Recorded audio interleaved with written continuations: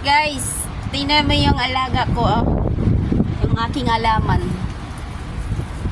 Oh, charo. Yan, minsan ginagawa ko yan sa mukha. Ginagawa ko to sa mukha. Pero nakakain daw to, guys. Rico. Ang dami. Tanda-tanda na yan. 5 years na. 6 years na yan. Magsi 6 years. Magsi 6 years na. Hindi ko nga nalinisan pala to. Marami na siya ano.